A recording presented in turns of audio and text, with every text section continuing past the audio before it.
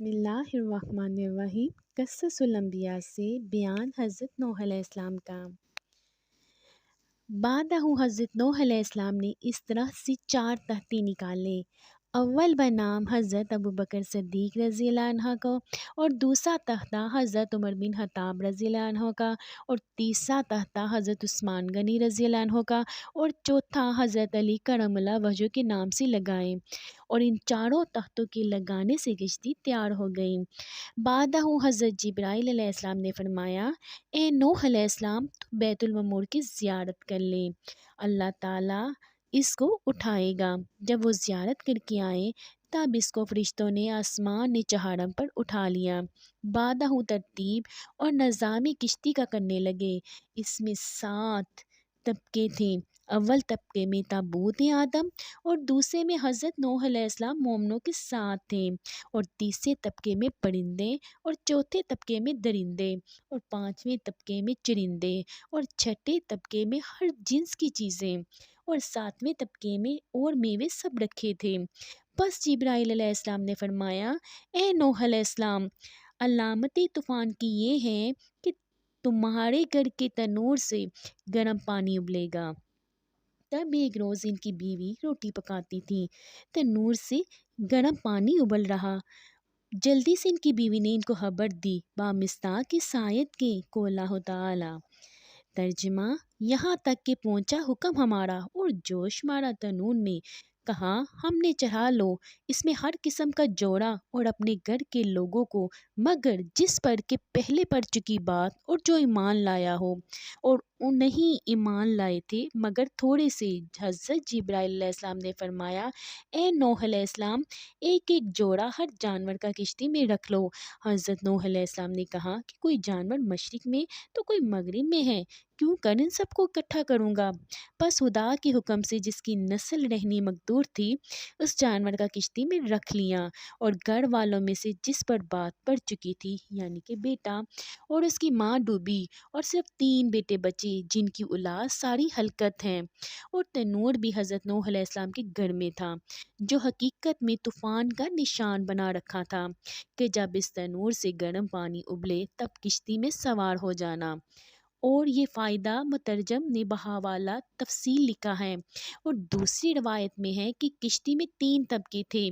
اول طبقے میں پرندے، اور دوسرے طبقے میں نوح علیہ السلام ماں اپنے تمام مومنین کے، اور تیسرے طبقے میں 4 پائے اور فرزندانی، ان کے نام یہ ہیں: سام، حام، یافز، سب کے سب کشتی میں سوار تھے، اور ایک بیٹا ان کا کنعان مارے غرور کے جدا ہو کر پہاڑ پر چڑھ گیا، اور کہا، میں ہرگز تیری کشتی میں سوار نہ ہوں گا۔ ہر چند حضرت نے اس کو پکارا کہ اے کنعان، تو بھی کشتی ہلاک ہو جائے گا، ہمارے ساتھ کشتی میں بیٹھ جا، بامصداق اس آیت کی قول اللہ تعالی۔ اور پکارا نوح علیہ السلام نے اپنے بیٹے کو، اور وہ ہو رہا تھا کنارے، اے بیٹے سوار ہو ساتھ ہمارے، اور مت رہ ساتھ منکروں کے۔ اس نے جواب دیا، قول اللہ تعالی۔ ترجمہ: اور کنعان نے کہا کہ میں کسی پہاڑ پر چڑھ جاؤں گا، اور وہ پہاڑ مجھے پانی کے سیلاب سے بچا لے گا۔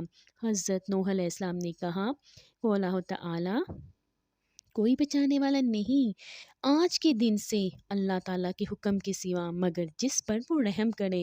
اور فرمایا، اے بیٹے، آج کوئی باقی نہ رہے گا عذاب الہی سے، سب غرق ہو جائیں گے مگر وہ شخص کہ خدا ان پر رحم کرے اور وہ مومن ہو۔ اور ماہ رجب کی 2 تاریخ تھی کہ پانی ابلنا شروع تھا۔ ترجمہ: پھر ہم نے کھول دیے دہانے پانی کے ریلے سے، اور بہا دیے زمین سے چشمے، پھر مل گیا پانی ایک کام پر جو ٹھہرتا تھا۔ آسمان سے گرم پانی برسا، اور زمین سے سرد ابلا، یہاں تک کہ پہاڑوں کے اوپر 40 گز پانی بلند ہوا تھا، اور جس پہاڑ پر حضرت نوح علیہ السلام کا بیٹا تھا، اس پر بھی پانی جا پہنچا۔ یہ کیفیت دیکھ کر حضرت نوح علیہ السلام کو شفقت پدری دل میں اوت کر آئی، اور وہ کچھ دیر میں مارا جائے گا۔ تب آپ نے اپنا منہ آسمان کی طرف کیا، اور اللہ تعالیٰ کے حضور میں درخواست کی، اے میرے رب، تو نے وعدہ کیا تھا میرے ساتھ کہ تمہارے اہل بیت کو ہلاک اور غرق نہ کروں گا۔ اب ماہ یہ میرا بیٹا کنعان مارا جاتا ہے۔ کو اللہ تعالیٰ اور پکارا حضرت نوح علیہ السلام نے اپنے رب کو، بولے اے رب میرا بیٹا ہے میرے گھر والوں سے، اور تیرا وعدہ سچ ہے اور تو سب سے بڑا حاکم ہے۔ فائدہ یعنی ایک عورت تو ہلاک ہو چکی، اب تو چاہیے تو بیٹے کو ہلاک کرے یا اس کو نجات دے۔ اللہ تعالیٰ نے فرمایا ترجمہ، اور اللہ تعالیٰ نے فرمایا اے نوح علیہ السلام وہ تیرے گھر والوں میں سے نہیں ہے اور اس کی کام بالکل ناکارہ ہے اور ایمان بھی اس کا تمہارے ایمان کے موافق نہیں ہے۔ پس کچھ دیر میں ایک موج پانی کی آئی اور اس نے کنعان کو پانی میں غرق کر دیا۔ حضرت جبرائیل علیہ السلام نے فرمایا اے نوح علیہ السلام تم کشتی پر سوار ہو جاؤ اور اپنی زبان سے اس کو پڑھو۔ بولا ہوا تعالی ترجمہ، اور بولا سوار ہو اس پر اللہ کے نام سے چلنا اور ٹھہرنا، تحقیق میرا رب ہے بخشنے والا مہربان۔ اور وہ بہتے رہی پانی کی لہروں میں مسل پہاڑ کی۔ یہ آیت جب پڑھی کشتی پانی پر رواں ہو گئی اور بولو بڑا سے آدمیوں کی کشتی بہت گلیز ہو گئی۔ حضرت نوح علیہ السلام نے الہام الہی سے ہاتھی کی پیشانی پر ہاتھ مارا، قدرت الہی سے دو ہوپ اس کی ناک سے پیدا ہوئے اور انہوں نے سب غلاظت کشتی کی صاف کی، اور ابلیس لعنت اللہ نے خنزیر کی پیشانی پر ہاتھ پھیرا تو اس کی ناک سے دو چوہے پیدا ہوئے۔ حضرت نوح علیہ السلام نے کہا اے شیطان لعین تجھے اس کشتی پر کون لایا؟ شیطان ملعون بولا اس وقت کہ تو نے خنزیر کو ملعون کہا اور میں جانتا تھا کہ تو مجھے کو ملعون کہو گے، لیکن میں خنزیر کے ذریعے سے کشتی میں آیا ہوں۔ چنانچہ چوہے جب کشتی میں سوراخ کرنے لگے تب حضرت نوح علیہ السلام نے خدا کی درگاہ میں فریاد کی۔ حضرت جبرائیل علیہ السلام نے آ کر حضرت نوح علیہ السلام سے کہا کہ تو شیر کی پیشانی پر ہاتھ پھیر۔ تب حضرت نوح علیہ السلام نے شیر کی پیشانی پر اپنا ہاتھ پھیرا تو دو بلیاں اس کی ناک سے پیدا ہوئیں اور ان بلیوں نے سب چوہے کشتی کے کھا لیے، اور اسی دن سے بلی دشمن ہوئی چوہے کی۔ حضرت نوح علیہ السلام رجب کی دوسری تاریخ سے عشرہ محرم الاحرام تک تقریباً 6 ماہ 8 دن کشتی پر ہی رہے۔ بعدہ جناب باری سے ندا آئی کو اللہ تعالیٰ ترجمہ، اور اللہ تعالیٰ کی طرف سے حکم ہوا اے زمین نگل جا اپنا پانی، اور اے آسمان تھم جا، اور سکھا دیا پانی اور ہو چکا کام، اور کشتی ٹھہری جودی پہاڑ پر، اور حکم ہوا کہ دور رہو قوم سے جو بے انصاف ہیں۔ فائدہ 40 دن برابر پانی آسمان سے برستا رہا اور اسی طرح 40 روز تک پانی زمین سے ہر وقت ابلتا رہا۔ پھر 6 مہینے کے بعد پہاڑوں کے سر کھلے اور کشتی ٹھہری ہوئی تھی جودی پہاڑ پر، اور یہ پہاڑ ملک شام میں ہے۔ پھر جب بارش موقوف ہوئی اور زمین خشک ہو گئی، اور اتنی خشک ہو گئی کہ ایک قطرہ بھی پانی کا زمین پر نہ رہا، اور جب پانی خشک ہو رہا تھا تو کشتی نوح علیہ السلام اس دن زمین حجاز میں تقریباً 70 مرتبہ بیت اللہ کا طواف کر کے ملک شام کی طرف نکل گئی اور جودی پہاڑ پر ساکن ہو گئی، اور پھر اس کے بعد جہاں کہیں پہاڑ تھے وہ سب دکھائی دینے لگے۔ حضرت نوح علیہ السلام نے کسی پرندے کو زمین پر بھیجا تاکہ وہ خبر لائے کہ زمین پر کس قدر پانی ہے۔ وہ پرندہ جو حضرت نوح علیہ السلام نے بھیجا تھا وہ زمین پر جا کر دانہ چگنے میں مشغول ہو گیا اور پھر وہ واپس نہ آیا۔ اسی سبب سے اللہ تعالیٰ نے اسے اڑنے سے معذور کر دیا۔ پھر اس کے بعد حضرت نوح علیہ السلام نے کبوتر کو بھیجا، وہ زمین پر جا بیٹھا اور کچھ سرہی تر اپنے پاؤں پر لگا کر کشتی پر آیا۔ تب حضرت نوح علیہ السلام نے کبوتر کے حال پر دعا فرمائی کہ پوری مخلوق اس کو پیار کی نگاہ سے دیکھیں، اور اسی وقت جبرائیل علیہ السلام نازل ہوئے اور انہوں نے 7 راہیں پانی کی بنا دیں اور 7 دریا روئے زمین پر جاری ہوئے۔ تب سارا پانی جو کچھ زمین میں باقی تھا وہ دریاؤں میں جا گرا، اور اس کے علاوہ جو کچھ تھوڑا بہت رہ گیا وہ تمام کا تمام خشک ہو گیا۔ اور حضرت نوح علیہ السلام نے کشتی سے باہر نکل کر ایک جانور کو بھیجا، وہ زمین پر گیا اور وہ بسبب پانی نہ ہونے کے ٹھہر نہ سکا، پھر واپس آیا۔ تب حضرت نوح علیہ السلام نے ان کے لیے دعا فرمائی اور اپنی تمام قوم کو کشتی پر سے اتار لیا۔ اسی وقت حکم اللہ تعالیٰ کا ہوا کہ اے نوح علیہ السلام جتنے کم اور جڑیں ہیں یہ سب زمین پر بو دیں۔ چنانچہ حضرت نوح علیہ السلام کو تمام قسم کی جڑیں اور تخم مل گئے، لیکن انگور کی جڑ نہ ملی۔ تب جناب باری تعالیٰ میں عرض کی آواز آئی کہ اسے ابلیس لعین نے چرا لیا ہے۔ اللہ تعالیٰ کا ہوا کہ اے نوح، جتنے تخم اور جڑیں ہیں یہ سب زمین پر بو دے۔ چنانچہ حضرت نوح علیہ السلام کو تمام قسم کی جڑیں اور تخم مل گئے، لیکن انگور کی جڑ نہ ملی۔ تب جناب باری تعالیٰ میں عرض کی آواز آئی کہ اسے ابلیس لعین نے چرا لیا ہے۔ تب حضرت نوح علیہ السلام نے اس سے کہا کہ تو نے انگور کی جڑ چرا لی ہے، اس کو لا کر دو۔ شیطان نے انکار کیا۔ حضرت نوح علیہ السلام نے فرمایا کہ مجھے اللہ تعالیٰ نے خبر دی ہے کہ تو نے ہی اس جڑ کو چرایا ہے۔ اب شیطان نے کہا میں لا دوں گا۔ حضرت نوح علیہ السلام نے قبول کر لیا۔ پھر کچھ ہی دیر میں اس نے لا کر حضرت نوح علیہ السلام کے سامنے پیش کر دی، اور اس نے ایک شرط بھی کی کہ جب تم بو دو گے تو اس کی جڑ میں ایک بار تم پانی دو گے اور 3 بار ہم پانی دیں گے۔ یہ بھی حضرت نوح علیہ السلام نے قبول کر لیا۔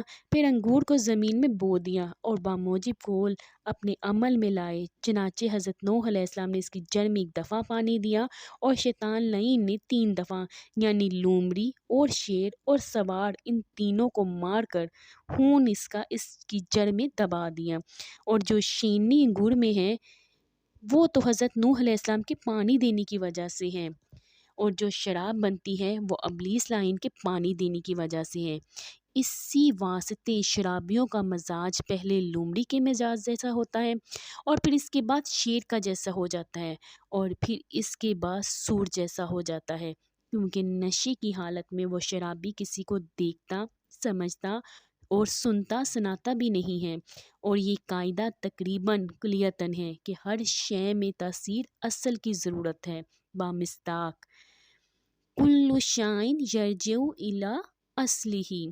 اور یہ سب شیطان کے فعل سے ہے۔ اور ابلیس نے کہا اے شیخ الانبیاء، تیرا احسان مجھ پر بہت ہے، مجھ سے تو کچھ مانگ لے۔ حضرت نوح علیہ السلام نے فرمایا اے ملعون، تو ہمارے کس گناہ سے ہوش ہوا ہے؟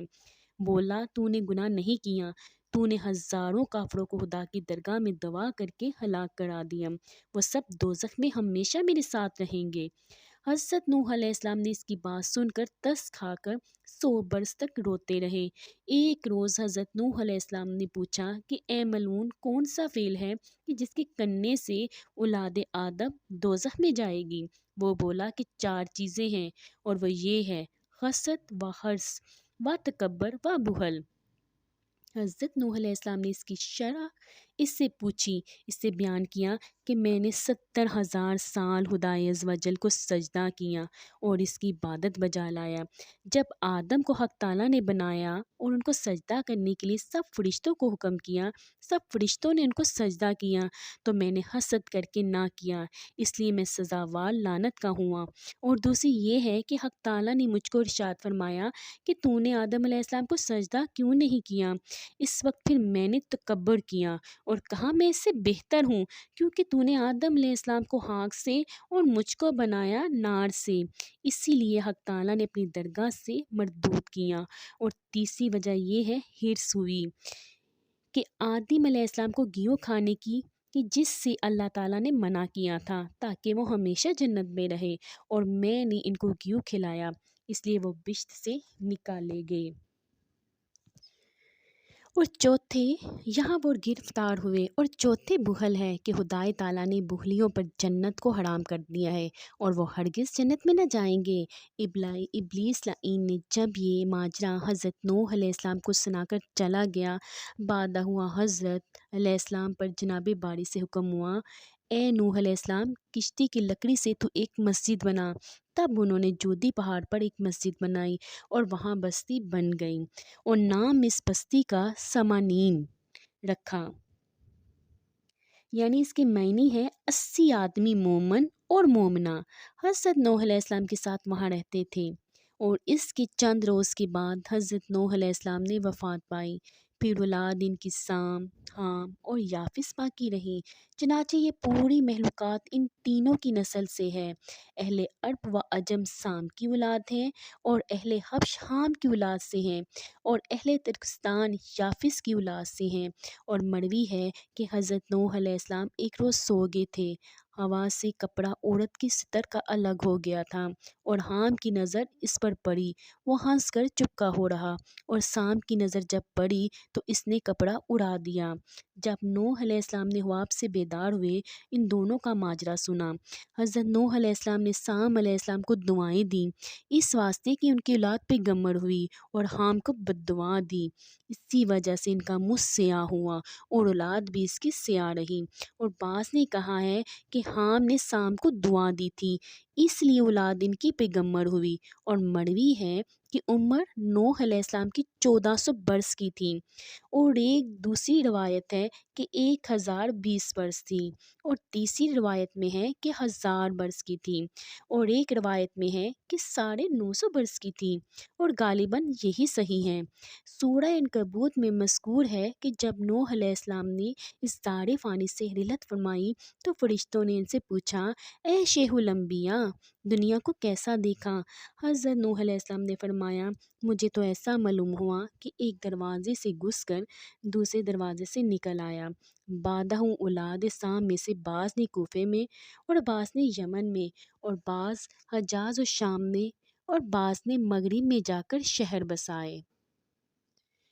اور اولاد حام نے ہندوستان میں آ کر شہروں کو آباد کیا۔ اولاد یافس ترکستان میں جا کر سکونت پذیر ہوئی، اور وہاں بہت سے شہر آباد کیے، چنانچہ سارا جہان ان تینوں ہی سے آباد ہوا۔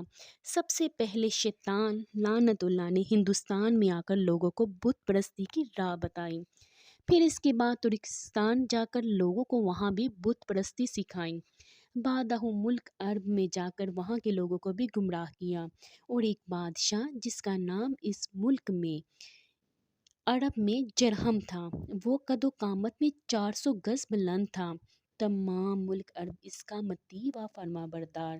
بعض نے کہا کہ حضر موت اسی کا نام تھا، اسی نے وہاں مکانات و باغات اور نہریں بنائی تھیں، اور اس کی قوت شجاعت میں اس کے برابر ملک عرب میں کوئی ثانی نہ تھا۔ تقریباً 700 برس تک ان میں سے کوئی بھی نہ مرا تھا، اور وہ سب موت کو بھول گئے تھے، اور زمین ان سے آباد و معمور تھی، اور سب کے سب جاہل تھے، کوئی بھی اہل علم نہ تھا، اور تہذیب و تمدن سے بالکل ناآشنا تھے۔ چنانچہ ایک دن شیطان ان کے پاس آیا، اور اس نے لوگوں سے کہا کہ تم کس کی پرستش کرتے ہو؟